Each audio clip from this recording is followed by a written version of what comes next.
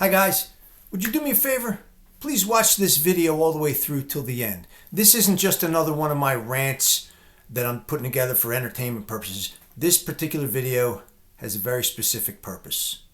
Earlier this week, I heard about a case of child abuse.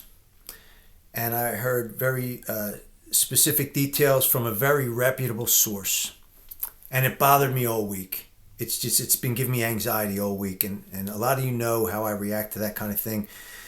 So my initial reaction was, I really just want to find these parents, just rip their heads right off their shoulders, and then just bowl their heads down a large hill. The more I thought about it, I said, you know what? That doesn't do the kid any good. Maybe I can put my energy into doing something good for the child. So I called up my source, who's a really good dude, and I said, do you have this kid's address?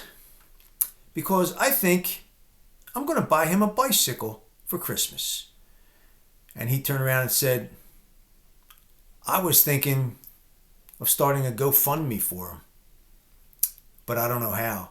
Well, folks, I do. So yeah, I'm going to ask you for money. Now, before you go saying, oh, I don't know, I can't. I just spent $700 on Christmas. That's great. That's very generous of you. That's a wonderful thing. So what's an extra $10? Look, I'm not trying to shame you into donating, but you know something? Within 24 hours of watching this video, you will probably spend money on something you don't need. Most of you are watching me right now on a $500, $600, $700, $800 phone that you don't need. Come on, man. Let's help this kid out. Did you ever hear that expression or that phrase, evil prevails when good people do nothing, or when good men do nothing? That's a great saying, right? Looks great on a bumper sticker. Looks great on some piece of art that you see at some craft show. Sounds great when the hero says it in a movie or on a TV show. But in real life, people, they're made aware of evil, and then they do nothing. All the time. Supposedly good people do nothing. Case in point, these neighbors of this kid knew about this abuse, but they didn't want to get involved. We don't want to get involved. Get involved, asshole! This kid was choked. He was choked. He was locked in a room from the outside with a padlock. No access to a bathroom, probably not even food or water. He was locked in the basement the same way, locked in probably a cold, dark basement and neglected for hours. Not getting involved is how the world got so messed up. I'm getting off the topic. All right.